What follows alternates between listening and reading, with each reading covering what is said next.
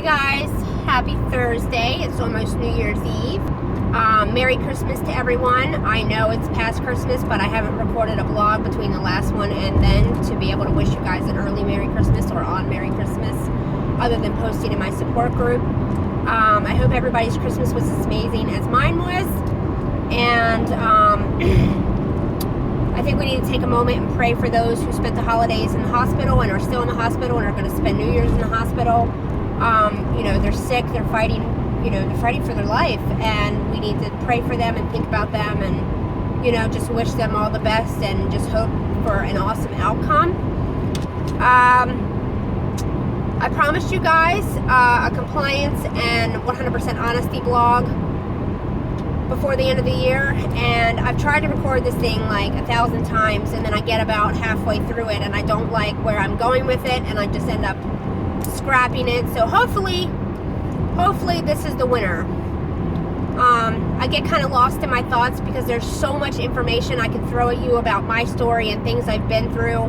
And the last one I tried to record, I just got so deep into my party stories that it was just like, it was overkill, and I was like, you know what, let's just scrap that. Like, I'll get to that, and I can cover it a little bit, but I don't need to go into, so much detail. And it's because I'm so honest and I'm so real, and I've always been upfront about things I've done and, why I've done them, and I just kind of get lost in my own words, I guess. And it's important, but I can overkill it sometimes, and it kind of made it seem at that point that all I did was drugs, like, in my adult life, and that's not true. So we're gonna try this again and see if I can go where I want to with it. This may seem kind of rambly because there is so much to talk about, and I'm just kind of giving you an advice based on my experience about why it's important to be compliant, and kind of just things that I definitely know you need to do in order to get your best care and be the best you can be and the healthiest you can be as a CF patient. So kind of let me give you a little background. There's different ends of the spectrum with compliance, and there's, okay, let me back up for a second. Let me start with this. If you say that you're 100% compliant 24 hours a day, 365 days a year, I will tell you that you're full of shit, and I will call you on it, because nobody's perfect. Life happens. You fall asleep early. You rush out the door. I can name a million different variables that could cause you to miss a treatment or miss a pill or something. Nobody is 100% compliant. And I've seen these people sit there and say, oh, I'm 100% compliant. I do all my stuff, blah, blah, blah, all the time. Okay, you may go through a good period of months at a time where you're compliant, but it doesn't happen 365 days a year. It just doesn't, because we're human and life happens, shit happens. So I'm going to preface that with that statement. Now, there are different ends of the spectrum on being compliant. There's going through, where you're on top of your game with compliance and you're going through a good period and you're just, you're really on it, and it reflects in your numbers in the clinic, and you can really tell that you're not BSing your way through anything. And then there's, kind of the middle of the spectrum where you're compliant, but you kind of fall off your game a little bit. Life happens, you're busy, you're trying to balance things back out because something has come up. You're falling asleep early because you're exhausted and you're missing your nightly treatments, or you're waking up late and you're rushing out the door for something or for an appointment or work or whatever, and you forget to take your pills, or you just don't have time to do, 2 hours of treatment in the morning, or even shortening it and getting whatever you can done because you just don't have time. And right now, I will tell you, with the holidays and the madness, especially this past week or two, I am off of my game. I'm kind of in that middle of the spectrum kind of thing, where I'm off my game a little bit. I'm not okay with it. I can tell I'm not completely, I can't tell completely in my lungs, but I can tell it's there. Like, dude, you gotta get your shit together. You gotta get back on track. You gotta, and I just gotta get through New Year's Eve and build these 3 balloon drops and have a good time New Year's Eve, and things will hopefully start to balance out next week. Sorry. And with that being said, I've been having bronchospasms lately. That's been kind of my new thing. and I can definitely tell being off my game is affecting that. So I just really need to balance things back out. And then there's kind of 3/4 to all the way to the other end of the spectrum, which is not being compliant at all because you're sick of it, you're fucking over it, you don't want to do your treatments anymore because you're sick of getting reminded you have CF, or you just don't care. There's that end of the spectrum. I have been in every single part of this spectrum from A to Z. There's not a single part I haven't touched because of the life I've lived, the things I've done, things I've been through. I've done it all from being rebellious and partying and doing drugs, bad relationships that are stressing me out and I'm just not compliant because I'm stressed out. I can name 1,000 different things that I've been through that have caused me to be off my game or be on one end of the spectrum or the other. Right now, even though I'm kind of sitting in the middle, I'm in a good relationship. I have a good job. I'm working part-time again. I have an amazing daughter, a clarifying stepdaughter. I just don't like the word step. I have an amazing family, amazing friend. I'm at a good point in my life where it's really easy for me to be on my game and be good. But it's just that life happens kind of thing. And, things that are going on in your life, whether it's your job, people in your life, things you're doing in your life, they all affect your CF. It doesn't matter what it is. It will affect your health, period. Any normal person, but our health, it will affect it times 1,000. It will really reflect in our numbers. It'll reflect on how we're feeling, how tired we are. And sometimes, I think it's really easy for your team to tell. If you have an amazing team like I do at Hopkins, it's really easy for them to tell, especially when you're consistent with things, when you're kind of off your game, I think, and there's something going on. And, that's kind of where it kind of falls into being honest with your CF team. That being said, I have not always been honest with my CF team. I know they know it. If they see this blog, I mean, you know it, guys. I've kind of bullshitted my way through some of my appointments, some things that have been going on in my life. I haven't always been honest. I haven't told you everything that's going on. And I've always prided myself on being a 100% honest, real, and blunt person. But when you're struggling and going through things in your life, whether it's a bad relationship, whether you're doing drugs, it's hard to kind of tell your doctor, like, hey, I'm sick and I'm, not doing things I should be doing because I'm too busy, running around to parties. I'm too busy, doing drugs. I'm, too busy trying to please a boyfriend who's a narcissistic asshole. There's 1,000 reasons you justify internally when you're going through these things as to why to not be honest with your doctor. Maybe you're afraid of being judged. Maybe you're afraid they're going to try to put you in a treatment program if you're doing drugs and you don't really have a habit. It's kind of a recreational thing, which was always my thing. And there's just a million different reasons that you can justify not being honest with your doctor, whether it's stuff like that or, you're just afraid to tell him that you're sick of doing it because you don't, you're sick of being reminded you have CF or you just don't care and you're just trying to bullshit your way through things. I've done that. I've been 100% honest with them. I'm at a point in my life where I am 100% honest with them again, and it feels good. It feels really good, and I know I'm getting the best out of them when they're getting 100% out of me. It's so important, so important. Like, just be honest. I know I hear horror stories about people's CF teams around the country, and I know not everybody has the best doctor, and I'm very, very blessed to have the team that I do at Hopkins. But you know what? You have to have that voice, and you have to be honest. And if they sit there and they want to judge you, you need to speak up and say, look, I'm an adult or I'm a teenager or whatever, and I'm going through something in my life, and I really just need you to support me and not be a judgmental asshole. That's what you need to say. I've preached to so many people about having a voice with their CF team, because they feel like they're being spoken over, they're just being told what to do, and they're not being part of their decision making for their care. You have to have that voice. You have to speak up. And because I'm at a point in my life where I'm being 100% honest with them again, I'm getting the best care I can out of them. I'm getting 100% out of them. And when you're not doing that, you're not getting 100% out of them. or you could be getting overcare. And what I mean by overcare is, like, if you're sick and in and out of the hospital, it's because you're not being compliant, you know, for whatever reason. You're gonna get too much IV meds. Like, if you're in the hospital for IV meds, you're gonna get too much. And when it comes down to really, really, truly being sick because you're actually sick and not because you're not being compliant, your lung function's shit because of that, that drug's not going to work for you. And for those of you who don't know a lot about CF, let me clarify what I'm talking about.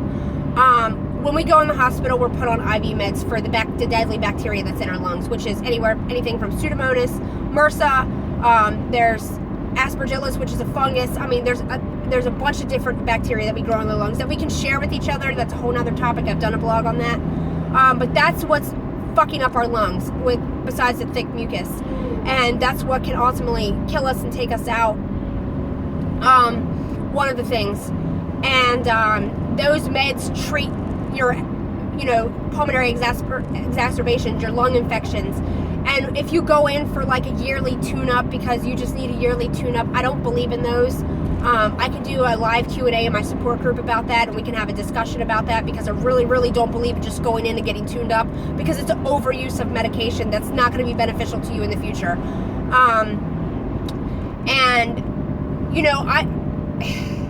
These meds, when you use them over and over and over again to treat these bacteria, bacteria can become antibiotic resistant, and they won't work for that. Or you can become immune to it because you use it so much and it won't work because of that. Or, and they can't, and when that happens, maybe they can't use another drug because it's not good to treat that bacteria. Or because maybe a strain of that bacteria is already antibiotic resistant to that particular drug. Or because you're allergic to the other drugs. I know a lot of CF patients have certain allergies to, really bad allergies to IV meds. I get red man syndrome with vancomycin. So I was a Benadryl zombie the one time I got put on Vanc for MRSA, when I had MRSA in my lungs. And there's just 1,000 different variables that can affect you not getting the best care out of your CF team because you're overusing your medication. I kind of went on a tangent with that. I kind of forgot where I was at. I guess maybe about getting overcare, and that was just an example of how you can be getting overtreated. And that's happened to me. There was a time in my rebellious stage, in my party stage, where I was actually partying, but I was being compliant. I've done both, where I've rebelled completely and not done anything, and partied, and where I've rebelled and not done anything, and I haven't been partying before, long before my party years, and I've actually partied and been compliant. 100% compliant. Like, I was on top of my game with it, which I don't even know how the hell that happened, but it did. And I was, since 2009, I've kind of roller coastered in and out of the hospital. And there was a year, one of those years, I was partying a lot, and I know I was going back in the hospital because even though I was being compliant, I was just doing too many drugs. And I was doing too much stupid shit. And I was, I kind of got an overuse of IV meds. I know I did. And I used to have 4 strains of Pseudomonas. 2 of them were antibiotic resistant. And I've gone down to 2 strains of Pseudomonas. I don't know if they're antibiotic resistant. But I knock on wood, I don't think those are the antibiotic resistant ones, if I read my thing right, but I could be wrong. But praise God on that I've actually eliminated 2 strains out of my lungs. And it's just because I'm at a good place in my life. But I guess what I'm trying to say is, and I told you I was going to ramble a lot, and I do that sometimes when I do these blogs. Maybe I need to start writing for certain things, because it makes more sense when I write it on paper than recording, because I ramble. But I guess what I'm trying to say is, be honest with your CF team, because you're going to be your healthiest and you're going to get the best care out of them when you just keep it real. Even if you're doing something in your life that you're not supposed to be doing, or you're going through a shit part of your life because of a relationship, or a toxic person in your life, and it could be a family member. Keep it real with them. They have resources to help you. If you don't want help because you're partying, that's whatever. You can deny that. You can you don't have to do that. But if you're stressed out because of a person in your life, they have resources they can point you towards to help you, or you know, they can just talk to you to see what's going on and hopefully help you get some help or get advice on what to do. You know, I used to thrive on drama, and as I've gotten older, you know, I still get drama thrown my way sometimes, and it's really easy for me to get sucked in. But at the same time, I'm really at a good point in my life where I could be like, where I'm just like, I don't have time for this shit, you know? And that's what you got to do with toxic people. It's okay to eliminate somebody out of your life, you know, if you have a toxic person in your life. And that helps, you know. I got off topic again. This is going great, people. I really should do like a blooper reel with this stuff where I get off topic or I just go on tangents. Anyway, I'm going to do a live Q&A in my support group on Facebook about this topic, about compliance, about being 100% honest. I want you to ask me questions. I'll give you answers. I'll give you the best advice. I'll tell you details about my story if you want.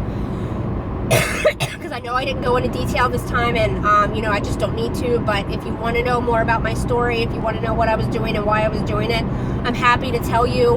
I'm happy to tell you about other stressful times in my life that have caused me to fall off my game, just because I understand, I know, and I've been all over the place. I'll put the link to my support group in the description of this video so you can join my group if you're not already a part of it. I will post in my group when I'm going to do the live Q&A. It'll probably be right after the beginning of the year, next week. I want this blog to have time to be up and, you know, people to check it out and hear it. And, you know, I'll just jump online one evening and we can just have at it. That was also one of my goals for next year, is to kind of do a live Q&A once a month about maybe a blog topic I've done or a topic you want to talk about.